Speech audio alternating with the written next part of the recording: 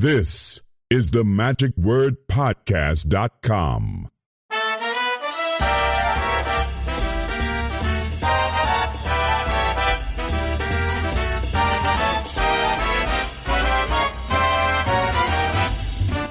Hello, this is Scott Wells for the magicwordpodcast.com. This week's podcast is brought to you again by the Friends of the Magic Word. Those are the ones who, through your financial support, help keep this podcast going week after week, month after month, and year after year. Yes, we keep moving on, and soon we'll be reaching episode number 600. And I don't see any end in sight yet at this point, so hang with us. I think it's going to be a continued fun ride. I appreciate all of you listeners coming back from week to week when I know you have so many other choices of things that you can do with your time, but I appreciate you being a listener and a supporter here at the Magic Word. Well, this week we're going to introduce you to someone who may not be as well known to you, but hopefully will be after you hear this podcast, because he is someone who has been on Johnny Thompson's radar for a long time, and if he is on his radar, he should be on yours too.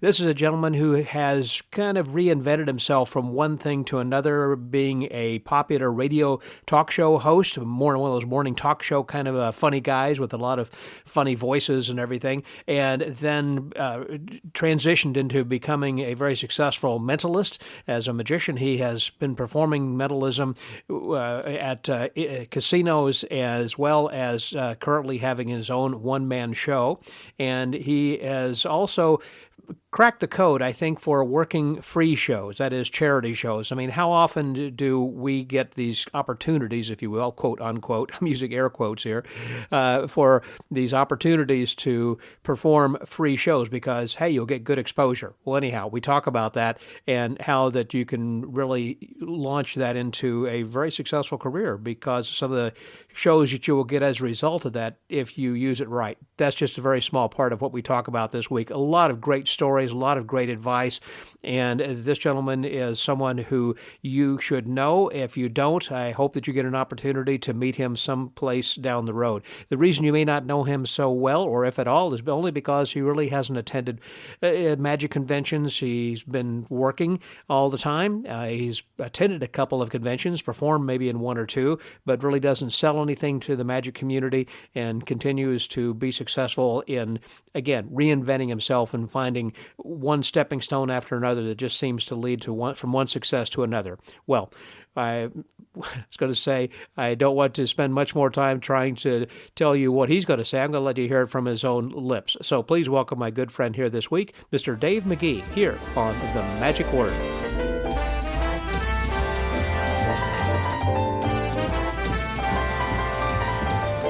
Today I am in Dallas, Texas, or actually just a suburb and a short drive away from Dallas up to the northwestern suburb, and an area and beautiful home of our guest here today, Mr. David Magee. And David is someone who you may or may not know. He's one of the fellows that if you know him, you love him. He's been kind of, I say underground, because when he's been in trade shows or working actually as a full-time magician and working in casinos and other kinds of things, and his association with Johnny Thompson and the things they had done together are legendary within the magic community. And those who don't know him are going to learn a lot from this gentleman. I certainly have over the years, and I'm glad to call him my friend. And at the end of this, if you don't know him, you'll be calling him your friend, and you may be even calling him just for the heck of it, just to chat with him, because he's such a great guy. Please welcome my buddy, Dave Magee. Hey, Dave. Thank you, Scott. I like that intro. A lot of you probably don't know Dave. If you know him, you like him. You didn't finish that. Probably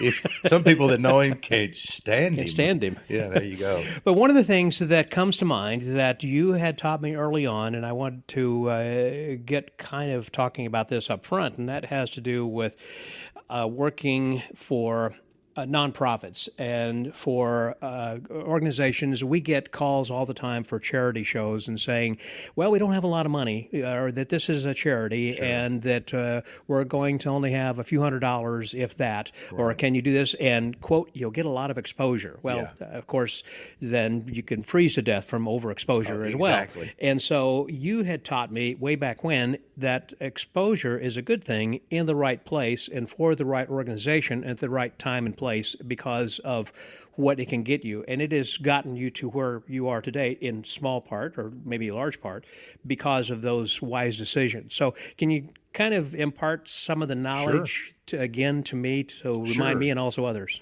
Well, it sounds at first, it's going to sound a little self-serving, and it very well might have been. I'll look back on it. I certainly didn't mean it to be that way. But I was very fortunate in the, I guess, late 80s or early 90s or so to be at a golf tournament locally. A friend of mine had asked me to come to. It was a celebrity golf tournament by Texas Rangers. Yeah. And that's where I first... Don't mean the baseball team? The baseball team. Okay, not the actual That's Rangers. back when Bush when Bush was involved. GW, yeah. And he happened to listen and was a big fan of a character that I did on the radio. We'll talk about that later on. But and he loved that. And so they asked me to come in and do something. They didn't know I did magic. And I said, well, I do sleight of hand. Oh, we could have you do that at the event for some of the folks sitting around after golf. Because, golf and cards just really kind of go together. If it's raining and people come in and gamble.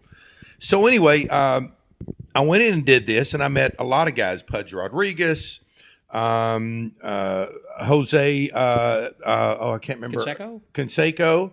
I met a lot of great guys. Nolan Ryan and I, we got to be very, over the years, have gotten to be very close with Nolan and Ruth and their family, wonderful people. So I met a gentleman there by the name of Burton Gilliam. Now, a lot of people know that name. They're not sure, but Burton was the guy that actually, first of all, originated, after he became famous, the line for paste pecani sauce. It says, New York City, get a rope, and those big old teeth. Well, he did that as their icon for years. But he did that because of his fame from Blazing Saddles with Mel Brooks. And has a great story. If you ever get a chance to look it up, it's a great story how he started out as a Dallas fireman, went into the movies. First movie was Paper Moon with Ryan O'Neal's daughter, Tatum O'Neal. So he's actually from the Dallas area? Oh, yeah. Oh, I didn't know He was that. a fireman. Yeah, his brother was a fireman. His dad was a fireman. The whole family are firemen. So when he left that, it was just like heartbreaking for their family. But anyway, so I met Burton. Well, we hit it off big time. And we became like best buddies. And he was asked to all of these big celebrity events. And when he would go, he'd say, I got a friend of mine, David Magee, and he is the best in the world at what he does. You just got to see him.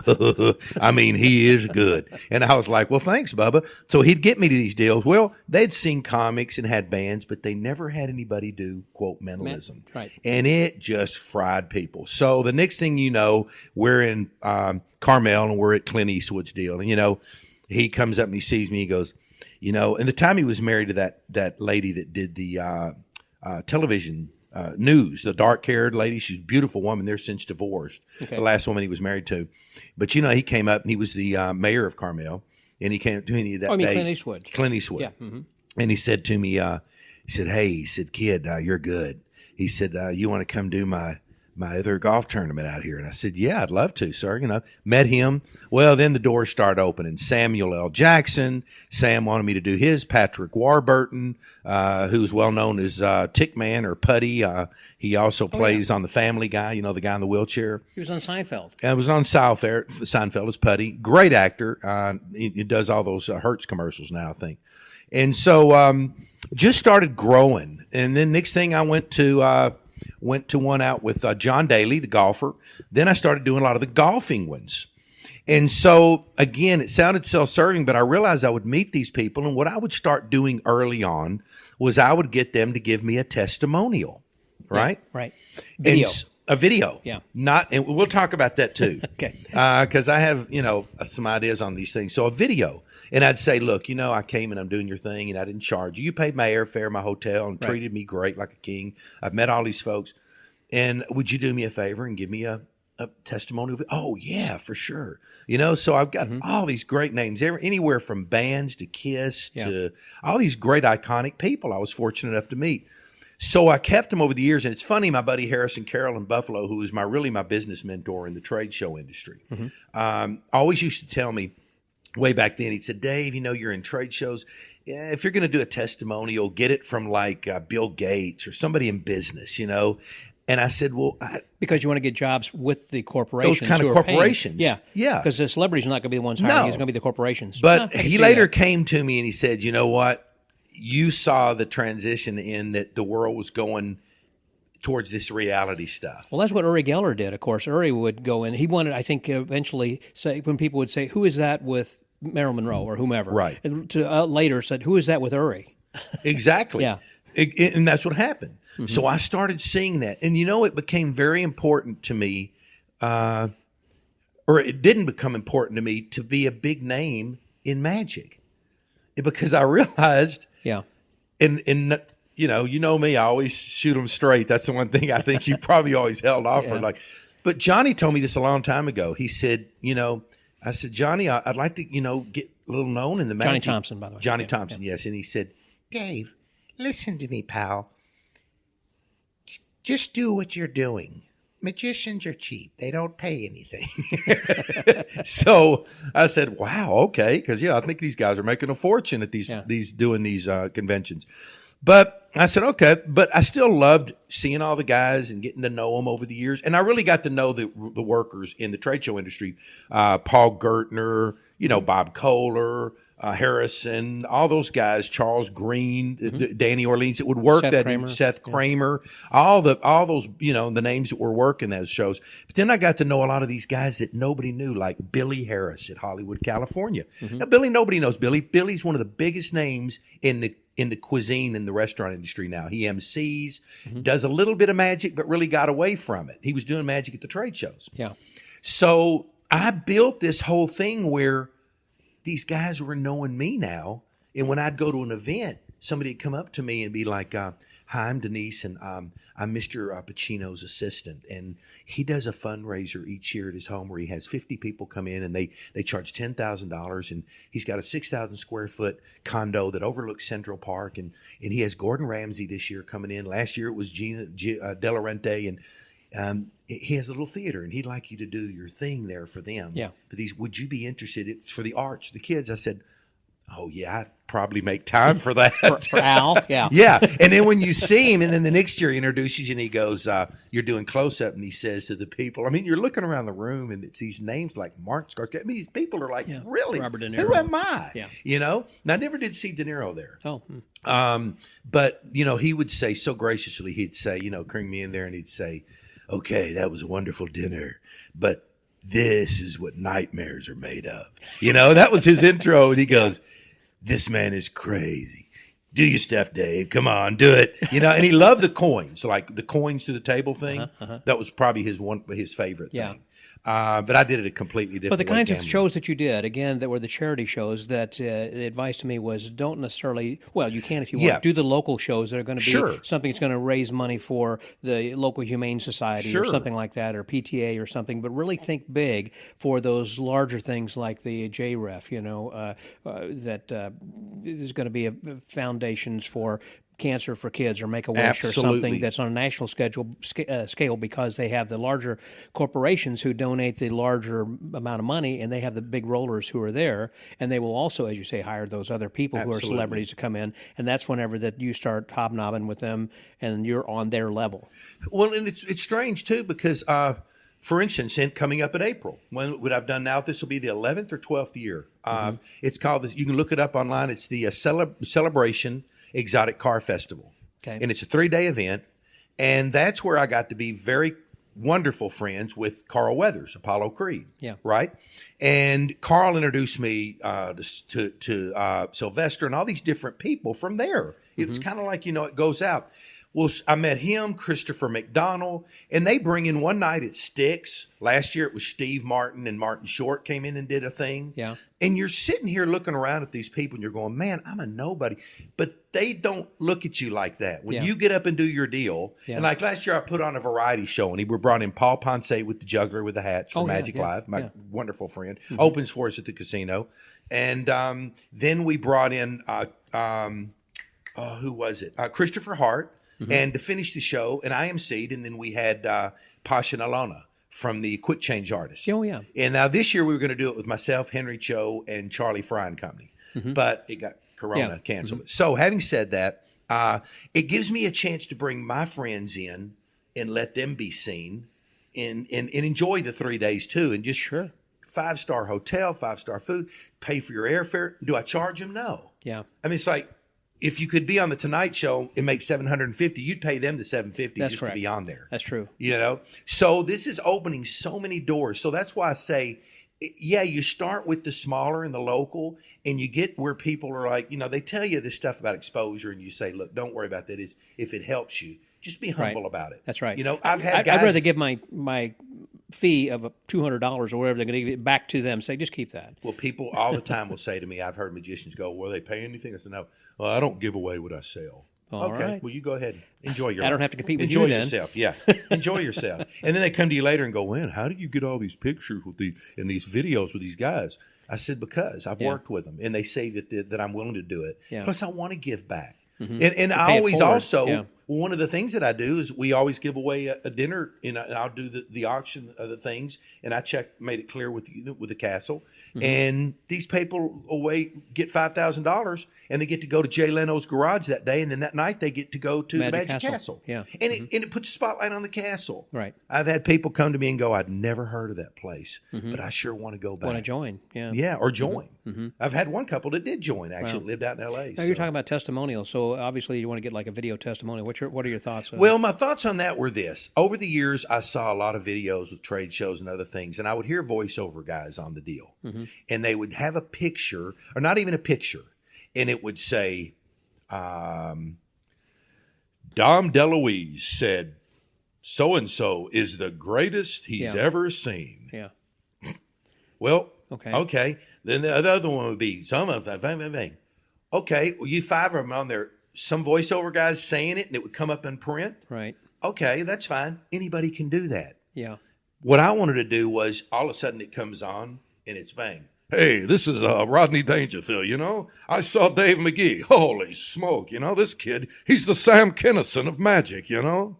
And so bang, you got that. People are like, holy smoke. And then you get Terry Bradshaw. Then you got Nolan Ryan. Then you got Carl Weathers and Shooter McGavin. Yeah. You know, you got my buddy Chris McDonald. Yeah. So you get these names, and you got Pacino. You know, they see a Pacino on there, you know, he's going, oh, you got to get Dave. He's the man, you know, and you got this, and people are going, holy smoke. Now, let me tell you what can bite you.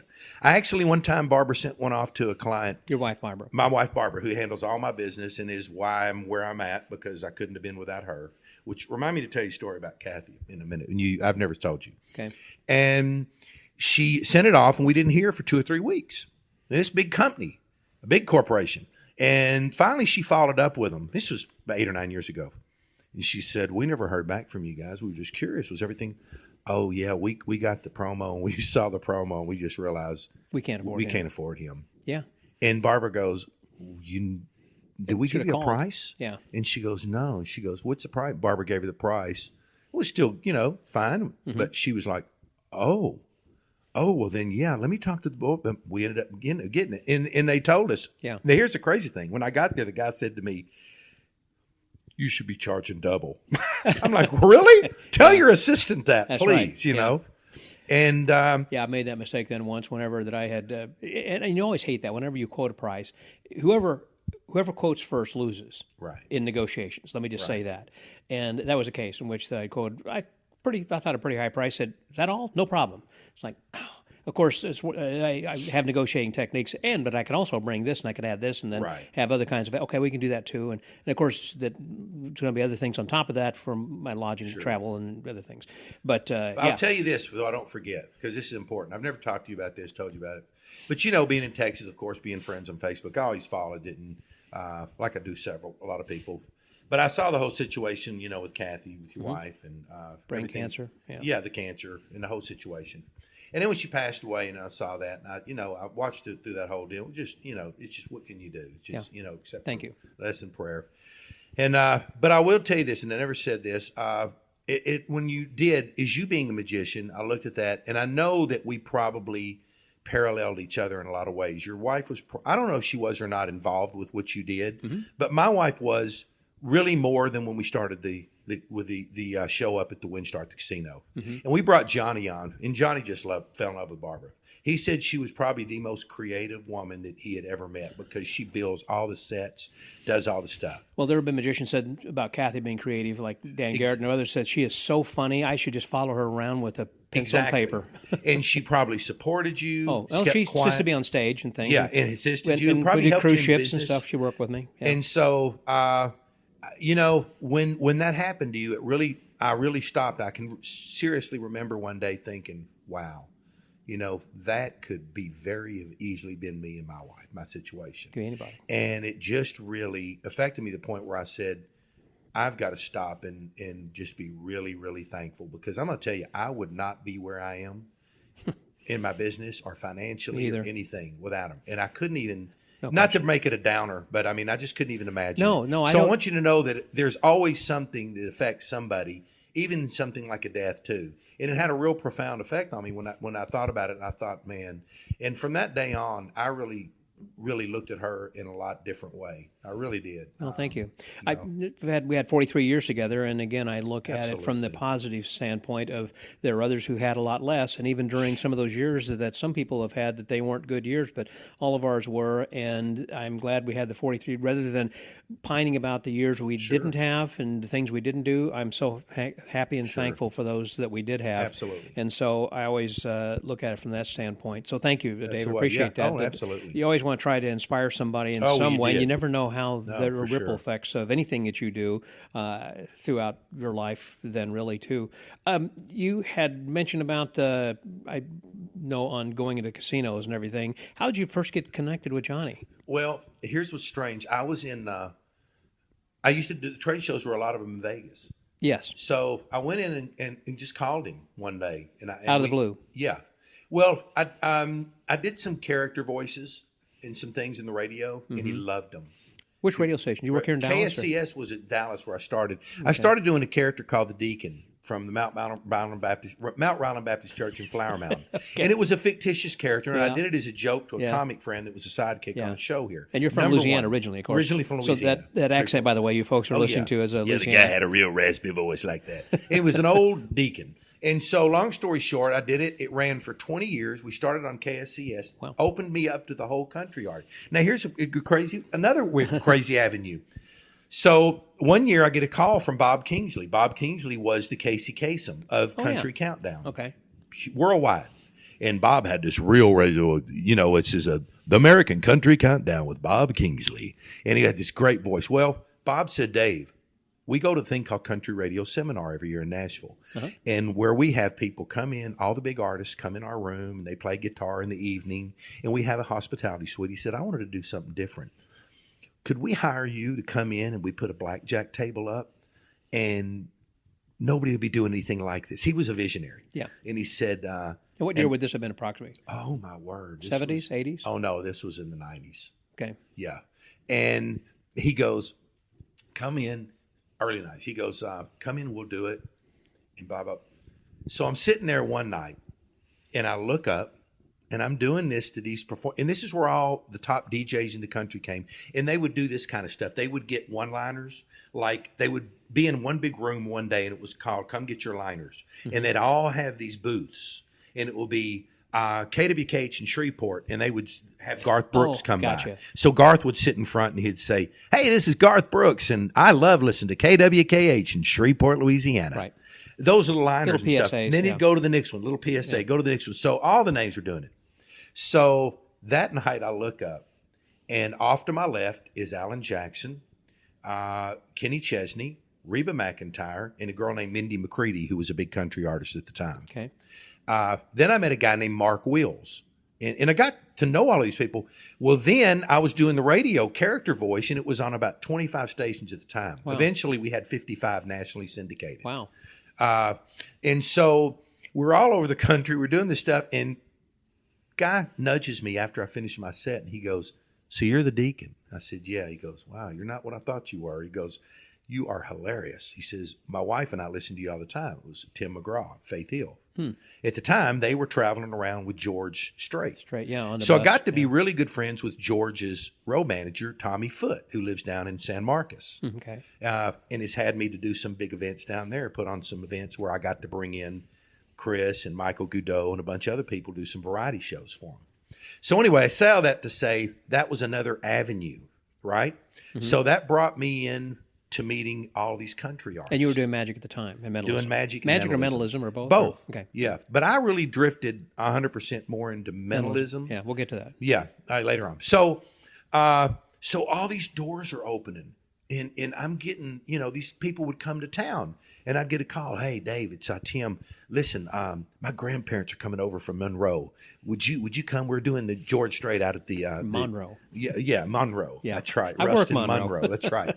And he says, "Would you come do some stuff, well, I'd love to see you. Well, I'll give you some tickets to the show." I was like, "I don't need that. I just love to see you." Sure. I'd come in, Barbara and I go down there, and she loved country music. And I'd sit in there and do stuff for them, and then met George, got to know George and Norma, his wife. And it's just the most bizarre thing because I'm a nobody. And I'm looking around going, how did this happen? Yeah, what's wrong with this picture? And who am How I? did this? But they treat you because it's the arts. That's the thing that I love. They treat you like you're one of them. And there's no looking at each other like, "You're Tim McGraw." I just never. That's interesting because I remember Max Maven saying many years ago about how that magicians, regardless of their level, feel as if afterwards they can go backstage and talk to the magician of whoever that it might be, of Siegfried and Roy or Penn and Teller or whomever. However, that whenever the Frank Sinatra or Sammy Davis Jr. or someone else of the classics, let's say, or someone who's well known, Adele even, or Madonna, who goes backstage saying, "Hey, I'm a singer too. I'm like you," and whereas magicians will accept each other, Absolutely. I don't think that other arts do the same. So it's interesting that you say It's that more of a brotherhood. Yeah, but you're sisterhood, brotherhood. Yeah, but you're saying though that they had accepted you, and they were really artists also, but a different kind of artist. So, well, they respect what you do because they see. sit there and they're just mind blown. Well, what reaction we all get, but it's what you do from there. So that way they do respect you. It's not like Dance Monkey, show us a trick while you're here. No. They never would do. Right. They'd always bring you in. There was an introduction to their family, how you met. He's a wonderful friend of mine, and I wanted you to see his talent and his gift and what he does. And I mean, their grandson's Tim McGraw, and he's wanting you to do stuff for them. And he's sitting in there just, like a kid. Watch this. You're not going to believe this. Okay, watch it. And I like that. And you're thinking to yourself, holy smoke, these fans are out here waiting on this guy. And I'm sitting in there, and he's sitting there watching me like I'm the star. But what is wrong with this? But it's a very, it's easy to get wrapped up, too, in the ego part of it. That can happen. And Barbara kept me grounded on that area, too. We'd walk out of there, and she'd go, okay. So you were in Vegas, and that you called up Johnny. Oh, yeah, I'm sorry. Thank you for getting me on track, ADD. And so I called him up, and we started talking, and we would meet and have dinner. We'd talk about stuff. We'd do the voices, and every time I called Johnny and Pam, I'd do a voice, and Jack, and I'd get him totally.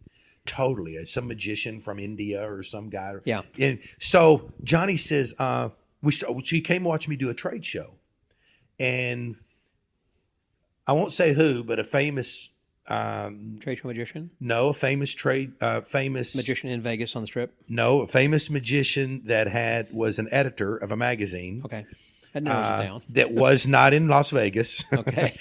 Had asked Johnny to go in and look at a couple of performers. Yeah. And help them out. And Johnny went and he watched them and he came back over to me. He goes, "I can't help them, Dave.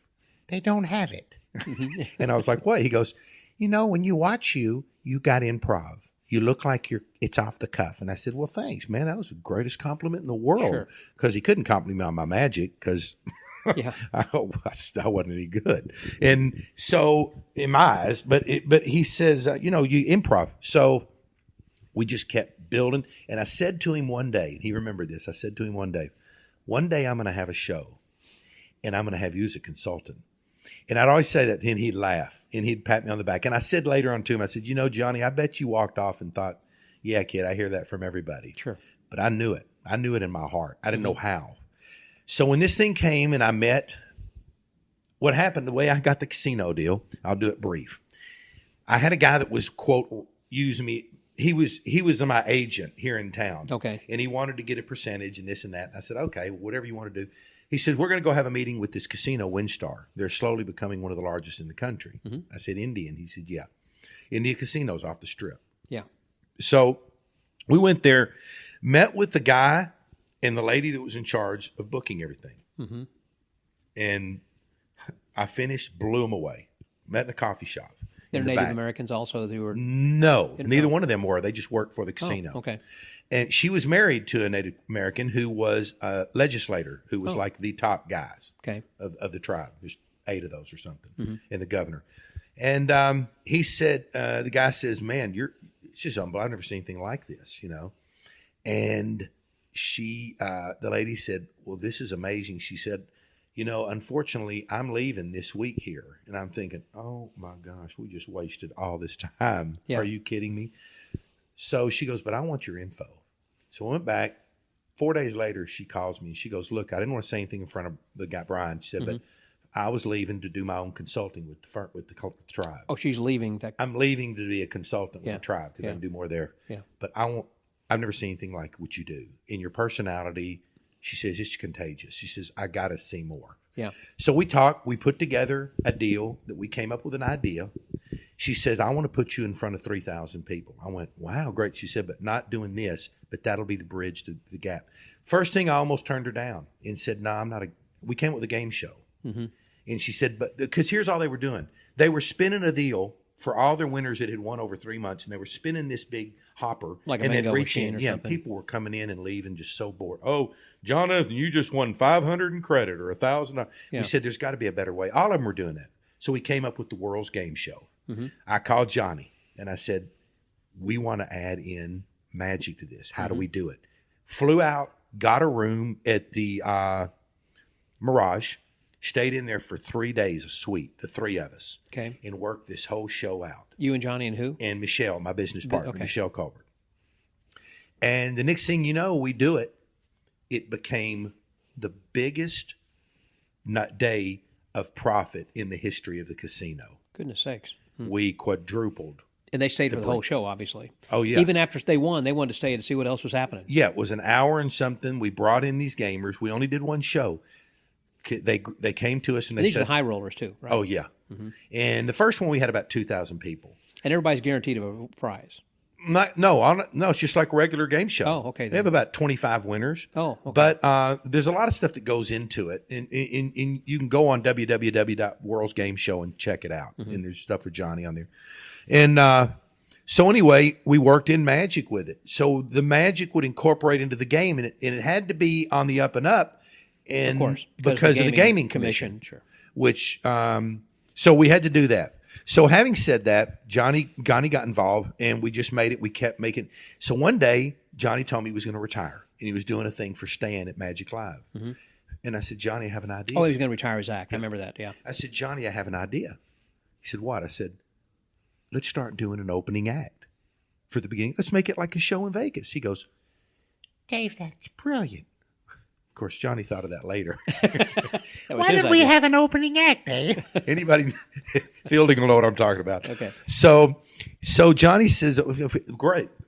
And so we do it. And Johnny went and did the Magic Light, but that was for magicians. Right. So the last time Johnny got paid to perform legitimately, last for layman. Because I know I always said, this is the last time. This is the last time. No, was on our stage. Yeah. And I know he did something for Jay Marshall, or not Jay, his son. Yeah. Sandy. And Sandy Marshall. But this was the real paid, we had, and there were 3,000 people in the audience, and they went berserk. Johnny did the cellophane dove. And they went berserk, standing ovation. Yeah. And so then we started bringing in. So I went at the Magic Live, and I saw Paul Ponce, who the juggler. We have become the best of friends. That's who we go to Cancun once a year with for a month down there. Opened that door for us. Yeah. And we bring Michael Goudot, Fielding, Michael Finney. Yeah. So we brought the first name needs to be Michael, I guess, to get Yes, Michael Finney. That's right. I mean, you need to have first name of Michael Goudot. But Michael Goudot, and Goudot came. So we brought in a lot of great. Well, the Alante dogs that won America's Got Talents. And so it was fantastic. So now it's like a real show. And we'd have 3,200 people there packed in. And so it was just absolutely fantastic. And that's what we did. We worked this thing. Then I started doing VIP shows for the casinos. Then we picked up the Riverwind Casino. And then we picked up another casino in Tulsa right before COVID. So after that's over, we'll actually have 3 places now. All in Oklahoma. Yeah, all in Oklahoma. Is that something that you think can be replicated in other states? Oh, absolutely. That's why we started the website. And before Johnny had passed, our goal was to have 5 or 6 total. Because it's really all we'd have the time to do. Because we do 8 shows But would you be doing each those, or would they have one person in each of these other casinos? No, it'd just be me. Okay. Yeah. As much as possible. And what our goal is to grow it and then to sell it. Because those shows that you're doing are quarterly? Yes. We do 8 a year. 8 a year at each casino. So about bi-monthly or so. Yeah. So it's huge. We owned 8 of the 10 largest revenue nights in the history of the casino.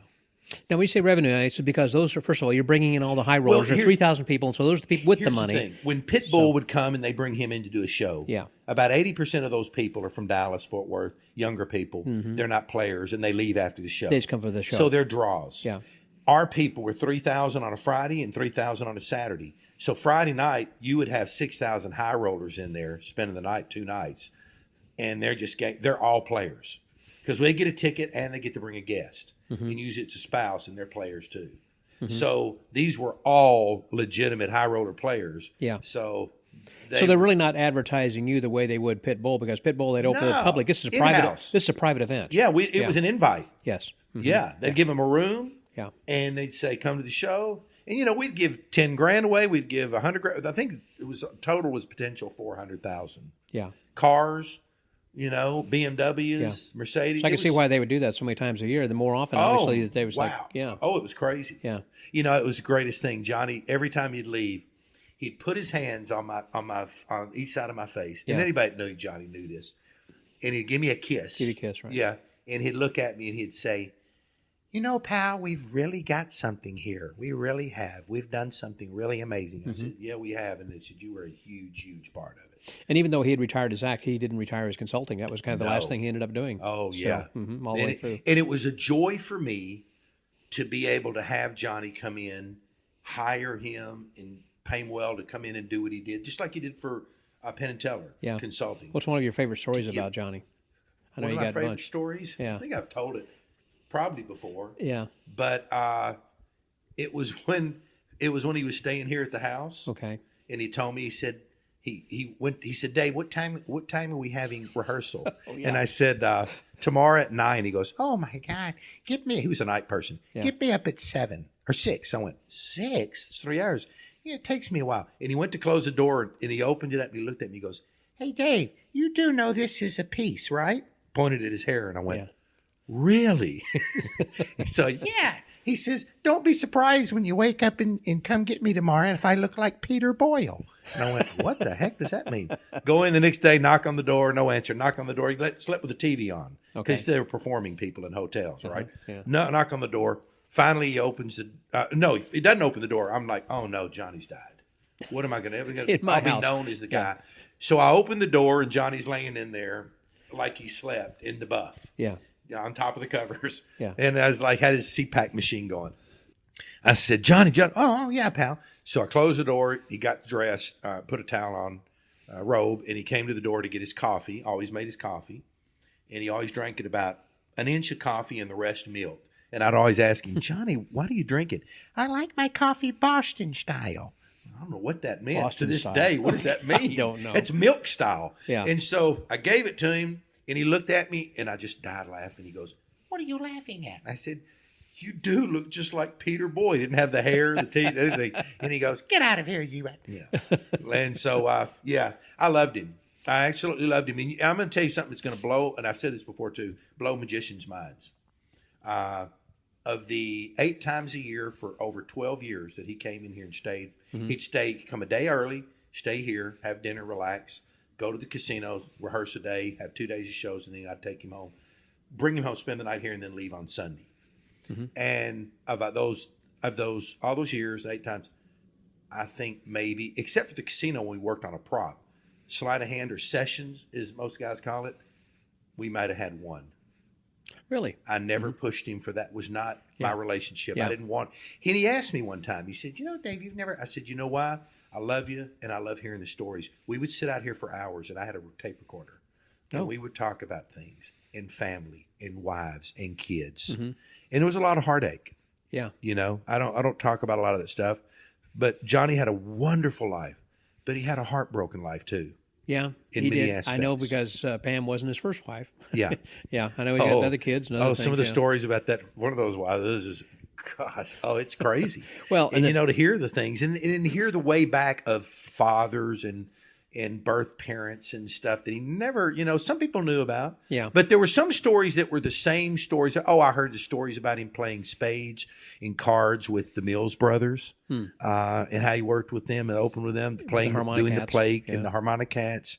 And, my father was a harmonica player and played for Johnny one night. And I played. My dad taught me. Yeah. And I'd play for him and he was going, Dave, I never knew you did. He helped me with the music piece that I do in the show, the Human Jukebox. And, he loved it. He goes, nobody else is doing that. And I don't know if that's true. I don't think there are. Yeah. But the way we do it, and I think is really different. We work with Craig on that, and yep, like that. Yeah, it's fun. It's different.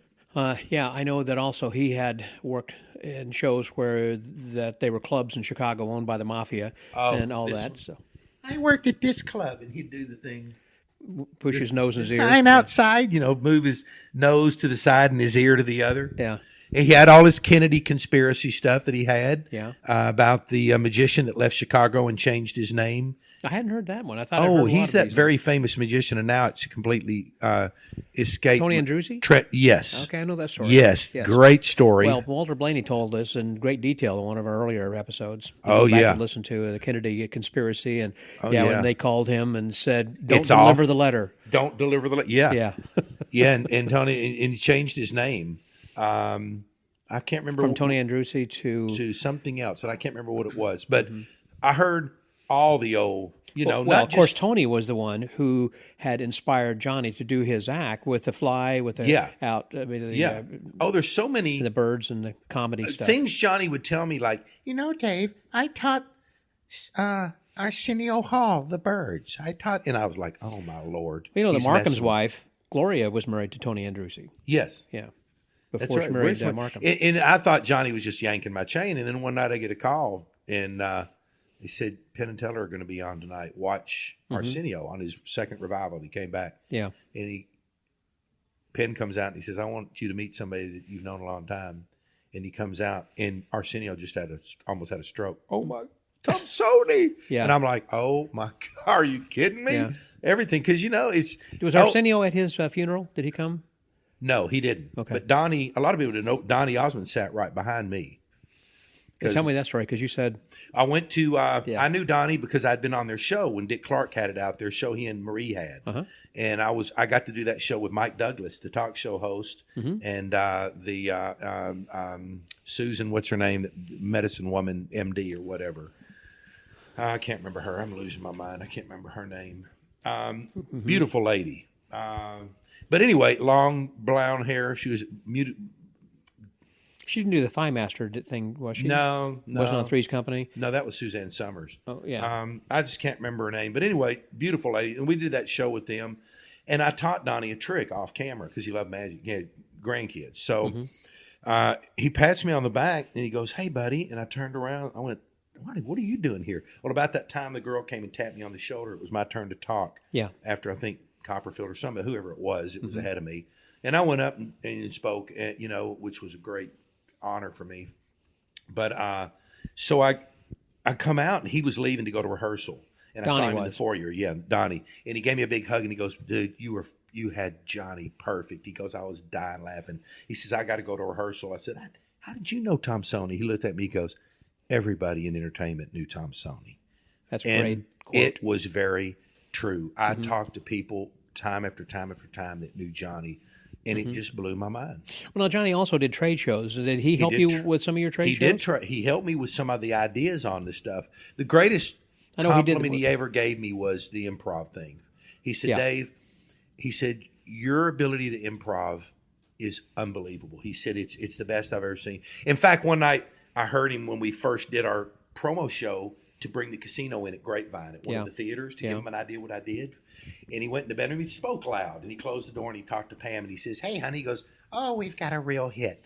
Oh my gosh." He says, I sat back there in that crow's nest and the sound and I laughed so hard. He does voices, and his improv is so, he just goes wow. And I was like, wow, that's the greatest compliment he could have given me in the world. I didn't care. It was like, you did this move or that. That didn't matter to me because I wasn't going to impress him with that. Talk about late night sessions. I remember so many with Roger Klaus also, and staying up until dawn. And we a lot of times never broke out a deck of cards, but we just told jokes and talked about family things like you're talking about, and stories and whatnot. Because a lot of things that magicians do today in sessions are just as you're talking about, where it's like you're just doing card tricks and teaching somebody else, and you get inundated with so much. You're lucky if you remember one of them the next day. Whereas that you remember the stories and the jokes and everything, which are more important because that makes your relationship so much deeper with each other, to become a better friend. And also some of the jokes you're telling could be used in your show later. Absolutely. No. And Johnny never shied away from it. I mean, his career, he bankrupted. I mean, he put his whole show out there several times. Like Mark Wilson. Yeah. And Johnny Carson's manager was, worked with him and he had to go to Europe and make the money back to pay back the mob because some of the money was from the he mob. Borrowed from them? Ooh. Yeah, he sure did. Yeah, and he had to go and he had to high interest loans. Yeah, and he had to pay that money back. And he says, "I'm not going to put myself in a bind." And he went. That's when he went to Europe and he worked for a year or so to pay all that debt off. So he knew he was from the old school. He paid when he played. He paid. He was good. He was an honorable human being. He really was. Funny thing about Johnny was an atheist. Yeah, and he didn't make any qualms about it. And I'm not. As a believer, I'm not. We never once had an argument. Now he might have said to some friends back behind, I don't agree with them, but we loved each other. Banachek's same way. Banachek's an atheist, and he and I have been best friends, and we know where each other stand, and we're not trying to proselytize the other. No. And I respect him, and he respected me, and we never pushed it out. But it's just it's a great example of how two people from completely different belief backgrounds can still find that one quality in its magic. Similar with politics, I think. Politics and religion are a couple of things that are really off the magic table whenever that you're together and talking with each other. For the most part, that you want to have something that you have other things in common. And if you don't have those things, like, okay, we won't discuss that. It's not like necessarily a marriage, because in a marriage, you have to kind of be on board and sync with each other. But as a magician, you're not living with the person 24/7 like you would with a spouse. So you can kind of overlook some things where you have disagreements. Sure. So I'm just telling those who listen, don't discount someone's opinion just because that they have a different belief system or viewpoint than you do. Yeah, we have magic in common. There you go. There's guys that politically don't agree with me, and I don't get on there anymore. That's my point. I don't do it. I just don't do it because it's not worth the friendship. Speaking of the social media, that Johnny told you to get off also, didn't he? Oh, yeah. He used to tell me yell. There was several guys I won't mention that he used to yell at and say, get off that thing. And then he told me, he said, if you're going to be on it, don't discuss religion, don't discuss with me. And I took I never did. I heeded that. I did because I used to get involved with it. And then I thought, you know what?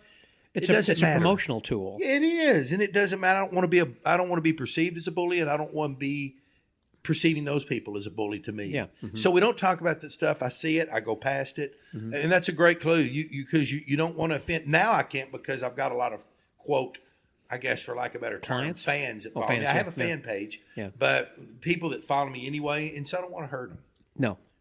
No, exactly right. But I will say, in segueing into that, social media, I have learned is a tremendous tool, especially for what I'm doing now, and I've never had to use it before.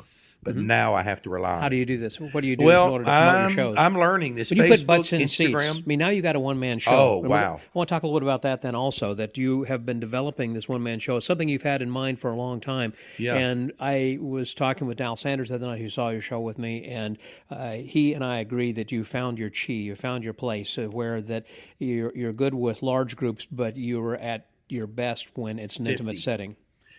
I've had clients tell me that for years. They go, Dave, I love the big stuff, but when you clear the table and we're in a private room for dinner and it's 20 of us or whatever it means. It's just you and me. It's kind of... Yeah. I can look in their faces, and credit where credit is due. Steve Cohen, and I know there was some before, but Steve Cohen in our time, just absolutely, I have such an amazing, much more amazing respect. I've always respected what he did. Sure. But I now have a greater respect for Steve that does up in Boston. Crowd off. He in the other. I can't remember the gentleman's name. I know Steve Steve Illusions. Yes. Mm-hmm. And I have called him. I've talked to Steve. I have talked to Paul Gertner, who has a one-man show in Boston. I've talked Cozy, one of my dear, wonderful friends. My inspiration to get in magic, Paul Kozak, one of the finest guys in our business. Yeah. A Renaissance man that reinvents himself. He's taught me that. Mm-hmm. He's helped me out. Mike Hammer, who is a dear friend, has taught me so much stuff on tickets. Helped me with my tick app. Yeah. And I've never done this before. I have an all new respect. I would show up at the conference, the convention, at the ballroom, at the hotel, or where in Vegas, wherever. I do my show, do a sound check, do my show, get my props off, and go home. Mm-hmm. Wow. This is Barbara and I, for an 8 o'clock show, we'll get to the Fort Worth Club at 4 o'clock. We start setting up, doing the sound, checking everything, setting the whole room, the furniture, everything. Right. She puts things on the seats. It's all social distance. She's wiping everything down. She's so thoughtful about all that. Biggest compliment that we've gotten that makes me feel good is hearing people, first of all, go, "You're just amazing." You get past that. Sure, yeah. You're incredible. We all hear that. Yeah. Is thank you so much for making me feel comfortable and safe. Mm-hmm. I mean, that's so great to hear. And we hear it now all the time. Mm-hmm. 4 feet between 6 feet. Mm-hmm. And we stay back. I come out and I wear, you saw the mask that I wear, which is really nice, little plastic. Mm-hmm. And I took it off at one point because then I knew at the end I was 6 feet away from the audience. I wasn't going to be with them again. So, but the intimacy that you have, where it. that you still use a microphone, as we were talking about also, that Steve Cohen doesn't use a mic, and he has a small group then also. But even so, I think by using the microphone and speaker system, which you're using Anchor speaker system, Anchors, I think, that which you'd use in trade shows, you said, now absolutely. you're using it then again, it has multiple uses, is something that is just a little bit more that seems to make your show, I think, even that much more professional, because people don't have to turn to each other and say, "What did he say?" Well, I worried about this. And this happened when I was at Steve's show. And I don't slight Steve on it. Steve projects well. Yeah. It works for him. Yeah. So, but I did have a guy behind me several times that day in the show saying, that went, what did he say? That went past me. Yeah. And I thought to myself right then, wow, maybe I can't carry my voice. But when I was thinking about it back then. But you've learned in radio, of course, how to, first of all, project and to speak slow enough. Sure. So that way that people can understand. Absolutely. And when you're speaking into a microphone, you have to be even more conscientious about the speed of your talk. And that's right. And Steve is very articulate. Yes, he is. When you hear him, he's a very intellectual gentleman, and he's very precise. So his words come out, and they do float well. He projects. Yeah. But I just wanted to make sure it didn't. If I get somebody with a hearing aid in the back, you never know, and that's right. You hearing don't aid know. could be in the back. That's right. And so I want to make sure they can hear me. It's not real loud. No. So we do an introduction, have music then during when they're coming in, kind of jazz. That adds a lot, I believe, as well, by having that, where you're going to be saying that it's going to start in 15 minutes, the bar will close in 10 minutes, you got time or whatever. That's my guy, Gary Lee Love, who's in the Hall of Fame from Beaumont. He's still on the radio. Okay. Got that real deep voice. He does have a great voice. And then when he does the intro, and I think it's good to build up because it separates you. So I come out of the area and yeah, it's great. I'm loving the show. So you prefer not socializing with a group beforehand, so that's why you're going to be kind of a surprise behind the screen. Yeah, I stand behind the deal. Okay. And also I'm back there while Barbara is getting everybody in their seats. Sure. And I'm hitting the little deal on the computer that says, and the bar, ladies and gentlemen, the bar will be closing in 10 minutes. Okay. But when you do close-up in conjunction with a show, obviously they've seen you, but you still, I guess, will go back after you've done the close-up, and then they're going to be going into another room. You're kind of getting ready and prepared, and you're out of sight. You still, and then I come in and everybody, and I'm saying, "Hey, folks, I'm so glad you're here." So this, as Al says, this is where nightmares begin. Do you prefer that? I mean, doing close-up first, this way that they know you personally? No, actually, we do a thing called a VIP upgrade. Okay. For instance, in the dinner show, Tyler, it's a $150 ticket. They get the meal and they get the show. And my partners, I just split it. Yeah. And they take care of the host, brings them down to the Cellar Theater. We do the show for 38 to 40 people there. It has smaller social distance. And it's a 70-minute show. About 70 minutes, And after that, the people all exit out. The 10 people, we only allow 10 to do upgrades to $200 for a VIP. VIP up close. They go out and get the drink there, and the other people leave, and those two people come back into the out of the curtained area, and we've got the table set up. Drinks included, or is that a cash bar? Oh, no, that's an extra. That's a cash bar. They get drinks upstairs with the dinner. Okay. And wines, they have pairings. Yeah. But for the $200, that extra $50 they're paying, they just get what? They get the 15-minute close-up show. Okay. VIP. Okay. So it's a meet and greet. Yes. But like if it was a meet and greet with Garth Brooks, he wouldn't sit back there and play the guitar and do private songs for you. Good point. I want to perform for him. Yeah. It's just I'm nobody to meet and greet. Not, So my meet and greet is they get to perform. So we have them socially, around 5 How many separated. close-up tricks would you do in a 15-minute set? Because you have quite an interesting personality. Yeah, I talk engaging. a lot. Yeah, you do. Yeah, I do one. I tell stories, and they absolutely love it. So like 3 tricks in your... No, I do 1, 2, 3, 4. 4 or 5. Okay. 4 or 5, maybe 4. Because if you'll think about it, and this is a buddy of mine, Jeremy Newton, used to say all the time. He says, when he went to my show, it was an hour show. He says, you only did 4 things. I know. I remember talking to Fielding so many years ago, and he said, what's in your show? And I said, I've got this. And he said, yeah, and then this and this. And before long, he's kind of staggering back. I said, how long is your show? Because he said, I've only got 4 or 5 things in an hour, and I listed 15 or something. But you hear the stories and the engagement that I do. Yes. And I want to make it personal. And they're all involved. That's why I came with the name of The Experience, because I tell them that too. The Dave Magee Experience. You're going to do everything. Yeah. Mm-hmm. When you drive home tonight, you're going to sit back and realize he was kind of just the facilitator of everything. Mm-hmm. He recorded the things, but we made all the choices. We did, which is the same with any magic show. Yeah. But I'm just reiterating that to them now. That's right. I think that is something that a lot of mentalists in particular don't do, and that is another thing that they could or we should do perhaps, and that is reiterating and reminding people what it is they did, so that you can create those false memories in some cases, of course. Yes. So this way that you're going to say, now you shuffle the deck, and just remind them what they did to begin with. So that way when they go back home, that has been several obfuscated. Times. Mm-hmm. Well, and the other thing I think you noticed in Dow too, that were there, my mentalism is very, very different in that. I'll tell you the greatest example. A guy came up to me, and one time I was doing a show in New York. This guy came up to me. It was a corporate deal. And he said, man, I never seen anything like this, And I said, well, thanks. He goes, I got to tell you, what really got me? I've seen mentalists before, but they're real serious. Yeah. And they wanted me to believe they were reading right. He goes, I think you really did. He goes, that's the only thing I got. But he says, can I tell you, and don't be offended, but it was kind of like Gomer Pyle. And all of a sudden, now you just come in and knock us out. But like with these other guys from New York, it's like they're already real gruff and everything, and they knock you out. You expect it. Yeah. But you didn't see it coming with you. So it's kind of like a Matt King, who is kind of like a country bumpkin kind of a in character. A way, but it's I don't do wow, that what did he do? Country character. No. I understand, but he's saying he has a character. Oh, which did you have? Yes. Well, you see a lot of facial with me. Yes, that's right. Stuff. You have a lot of good mugging and everything, where you turn to the audience and raise your eyebrows without having to say, "This guy's a nut." Yeah. You got those Rodney Dangerfield kind of. Feel good. Yes, exactly. Yeah. No, that was another thing, is that I enjoyed how that you did not, when someone does something stupid, you didn't have to say it. Everyone realized that. No. And so you'll say, "Well, those things happen. Don't and worry I about it." them on the It's back. like, my bad. I didn't explain that properly. Yeah. And so I thought that was very well handled. Yeah, I want them to feel good. I don't ever want, because I start off by saying, folks, listen, if you'll want to be involved, I promise you. If you don't want, just tell me and I'll go to somebody else. But I promise if you do, you'll be sorry, because it's a great experience to feel it. Yeah. And they live vicariously through you. And besides, I said, you're not going to get up. You're my guest. I'm not going to make a fool out of anybody. I've been doing this 25 years. I find most people do that on their own. And you said that right up front in the very thing, so everyone, they do laugh, and that way they know they're in for a good time. Exactly. And a good ride. And then I kind of grab a line from Lance that I asked him years ago if I could do it. He was kind enough to you. And I said, after I say that, I say, I don't make a fool of it.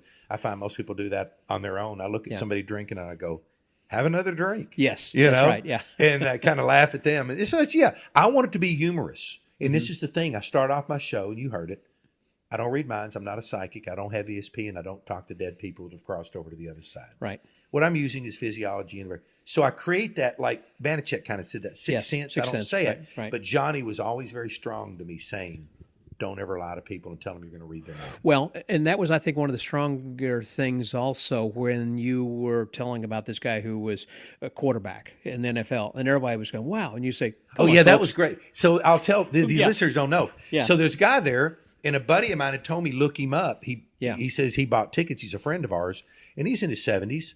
Yeah. And this guy was in the NFL and played for 3 major teams, and his father was a quarterback. And they are the first, and they hold this as a record, the first father and son, right? Quarterbacks. So we all know that now most guys are thinking with the electronics and stuff nowadays that these psychic talking to dead people They've got something in their ear. Well, that when they see who's coming to the show, they look them up and get information on them and all that stuff, right? Yeah. Okay, so we know that happens.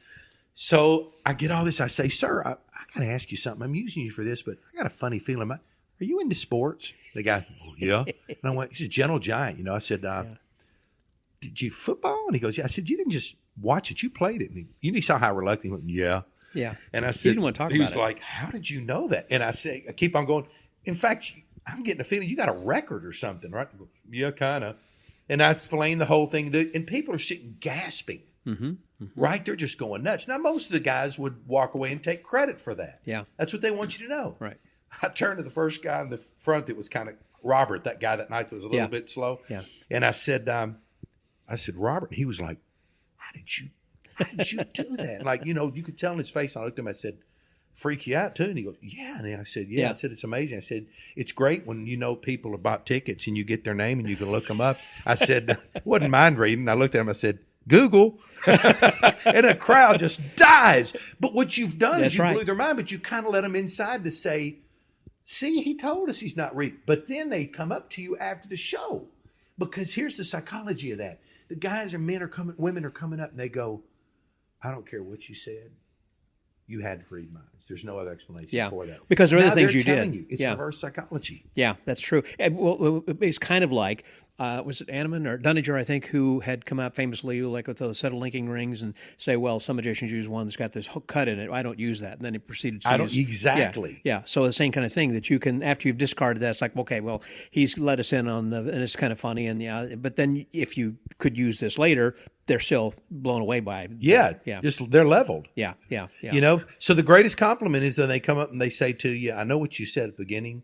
I don't know how you do it, but it must be because I give them outs and stuff, talk about NLP and, Emerson wrote The Eyes Are a Window of the Soul. 87% of what we do is nonverbal. Yeah. The tongue can lie, but the body, it's incapable of lying. Yeah. I said, so I'm just reading people. It's not 100%. Yeah. Johnny did give me this one thing, and this is, we've heard this. He always said, it's not bad if you miss a little bit, and so like if the word was slavery was one of, in the flashback books.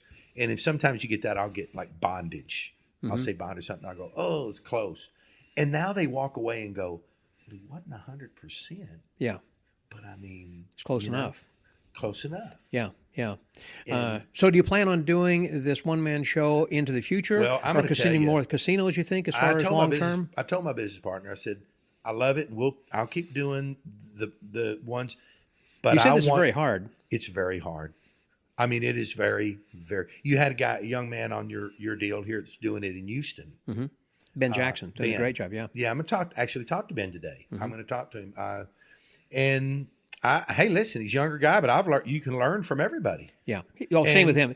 When he was on an episode previous on the Magic Word, he was talking about having talked with Dennis Watkins and Steve Cohen and all these other guys who were doing one-man shows. And they were so gracious, and I want to thank those people, all of them, and for helping me because they've really opened my eyes. But I'm going to tell you, it is probably in my business of what I've done, and maybe it's because I'm 60 years old now, probably the hardest thing I've ever done. Harder than trade shows. Oh, by far, the stress. And I'll tell you why, Scott. Because you're on your feet for 8 hours a day but that's different than the 1 hour that you're doing here. But I know I'm going to be there the next day and working and getting paid.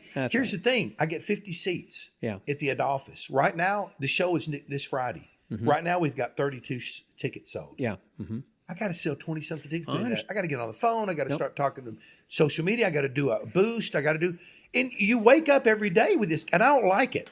So I'm going to trim back to only doing during this COVID, because a friend of mine said the other day, he's a marketer. He goes, Dave, I'm going to tell you, you're going to lose 75% of your potential right now because people are scared to come out.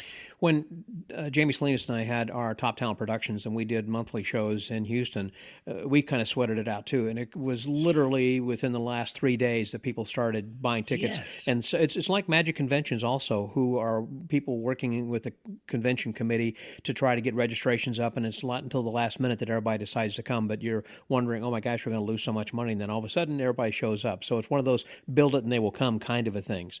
But they need to know about your show. And then, this is, like with Steve Cohen, obviously it's become word of mouth kind of a thing. I don't think he does a whole lot of advertising, and maybe wrong at this point in his life. Oh, and Steve will tell you, though. He told me, he said, Dave, in the early year, I was living on adrenaline. Oh, yeah. And now I know what he meant. Because God bless him. I mean, he deserves everything. Yeah. Dan White's the same way. I'm hearing these tickets sell like this, and I'm going, how is that possible? Yeah. I mean, he's been on the Tonight Show a whole bunch, and that doesn't hurt. Having that kind of promotion. That's great. Good for him. Yeah. You know, I got to the point in my life where it's like, kudos to these guys. Well, that's the thing. You know, again, at your age of 60 years old, how many more years do you really want to beat your head up against the wall? So you want to know what my plan is? I do want to know what your plan is. Okay, here's my plan. A couple of things, I'm not going to get political or anything, but a couple of things will make my mind up real quick for me in the next month or so. Okay. But I'll either stay and do another 4 years, and I think I'll do this stuff, the one-man shows mostly, and the casino stuff. But I really want to focus on getting these things set up with either the Fort Worth Club or the Adolphus, one of the two, or one place and stay there and do a couple. Yeah, have a residency more or less. Yeah, have a residency, And by then, it'll take... I'm thinking after COVID, people will be ready to get out, and they'll already have heard about it. Yeah. I want to check this out. Or at the first of the year, we are going to sell everything and move down our place in Cancun, in a gated community, 8 minutes away from the Grand Moon Palace, which is Mr. Chapoor's property. He has 5 of them. Half the island. Well, it's kind of like what Dave Hyrud did as he moved to, was it Costa Rica? Dave went to Costa Rica, but he's pretty much retired. Yes. Well, that's what I'm going to say. So are you going down to retire? Oh, no. They want to talk. They want me to be a consultant. That had been there last year. They want me to consult with them on some theater stuff to MC and bring in a show, build a show. Yeah. But I also can work there 5 places and do a show each night, a 45-minute show, almost an all international. They do 5 shows a week. 45 minutes each. They only want 45 minutes to an hour because they want them out on the property. Of course. So, and they're usually crowds from anywhere from 300 to 500.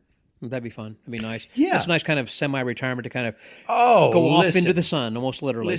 Oh, really? And go off into the sun. That's right. And just live there, enjoy our life, live like kings. Yeah. I've got so many wonderful friends. Oh, absolutely.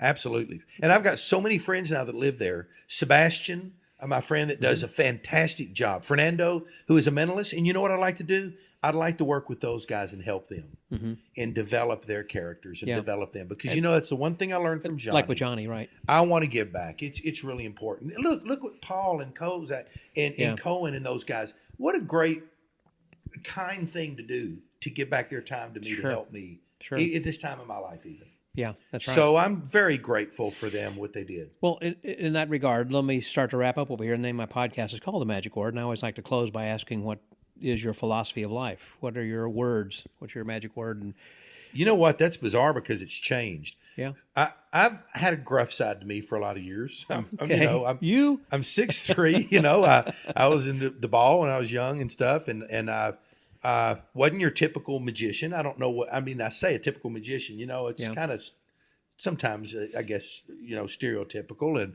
we didn't fit in, or I think it was kind of different for me. And I got into it late in life. In 20s, I saw Paul Kozak, and I turned to my then wife I was engaged to, fiance, and I said, that's what I want to do the rest of my life. And then I went to work marketing and got, after that 8 years, I went to her one day and said, I'm done. I'm going to do what I said I want to do. And she supported me, and I went from there. And so I think my magic word would be reinvention. I have reinvented myself so many times. So don't worry about it's reinventing. It's like plastic surgery. I don't recognize me anymore. No, started off in restaurants, went from restaurants to doing low corporate stuff, bigger corporate stuff, got into radio. Had the largest live interactive comedy feature in the history of any radio, live, not being recorded. But did you feel like you kind of evolved to that, or that was a goal? Or no, they weren't goals. None of these things were goals. I'm not smart enough to set goals. I really am not. These are things I'm blessed. These were blessings, and I don't want to get far off to the woods and people start rolling their eyeballs at me. I don't really care anymore. But I believe this was all set for me. I mean, it was all, So even at this age, you don't mind reinventing yourself. So it's important. What you're saying is don't worry about reinventing yourself. Chance. No, I mean, nothing is by chance. Yeah, nothing is by chance. I believe this. Was chance. It wasn't your goal. It wasn't something that you. Yeah, no, you can say that, but I mean, like I said, not to get into the weeds of anything. Yeah. I believe a lot of this stuff was just laid out ahead of time, ordained for me. It was meant to be. I just kind of follow that path. Let it roll. Let it roll. Yeah, I follow that path and let that direction take me. Go where it guides you. Yeah. Let it roll and let it go where it guides you. Okay, yeah, I like and that. So that's what it is. So I've learned to reinvent myself. Don't stay stagnant. And even Johnny said, look, Johnny, harmonic cats, acting. He's done it all. That's why he was a general practitioner, which, by the way, I will say this. The new general practitioner, I've told you this in our business, and people are going to know it sooner or later, but it's a gentleman by the name of Charlie Fry. Mm-hmm. And something I learned, these great guys, Johnny with Pam. Mm-hmm. You with Kathy, me with Barbara. You got a woman behind Charlie with Sherry. Yeah. Let me tell you, they are a magnificent team. Two of the finest people that you will ever meet in your entire life. Oh, yeah. I love Sweet people and talented clown, magic, juggling, entertain. They've done. Everything. I see these people that are diversified. That's my word. Diversified. Okay. No, really, diversified. That's my word. I want to change it from reinventing to diversified. Okay. The real successful ones are diversified. They can go. Michelle wanted me to be a game show host. I almost missed that opportunity and said, no, I'm a mentalist. She put me in front of 3,000 people. Then we worked mentalism and entertainment into it. Yeah. And now I'm doing VIP shows for those people because they know me as a mentalist. That's great. Well, Dave, thanks very much. This has been just wonderful. This has been I hope you had a good breakfast. A rapid. I thank you for breakfast. That was good breakfast burritos you prepared over there. Good little chef. See, I'm diversified. I could become a chef at the Waffle House any day. There you go. So for the Magic Word Podcast, that was Dave Magee. This is Scotty out.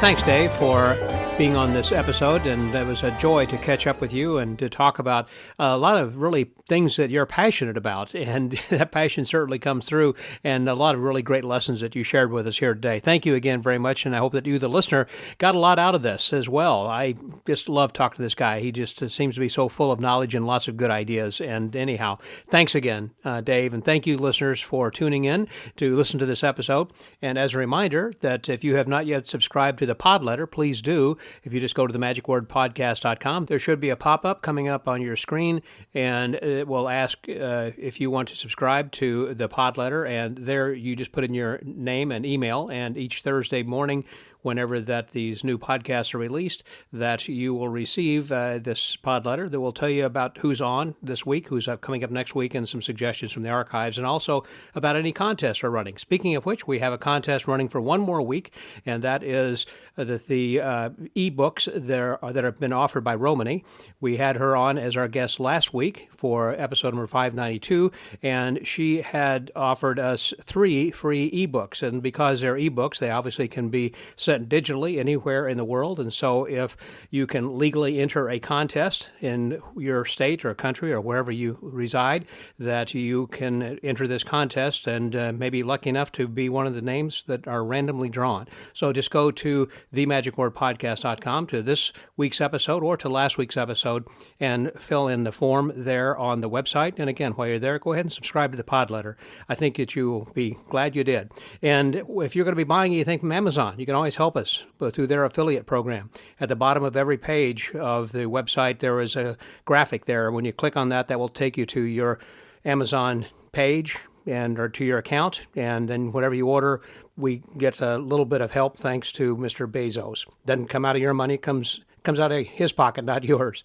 So anyhow, we've got a lot of really exciting episodes coming up that'll take us through episode number 600 and beyond. We have several that are in the can, so to speak, and you need to come back to find out who these are going to be, or you subscribe to the pod letter and find out who some of these are then as well. So until next week, stay well, get booked, and remember to diversify. Don't be afraid to reinvent yourself.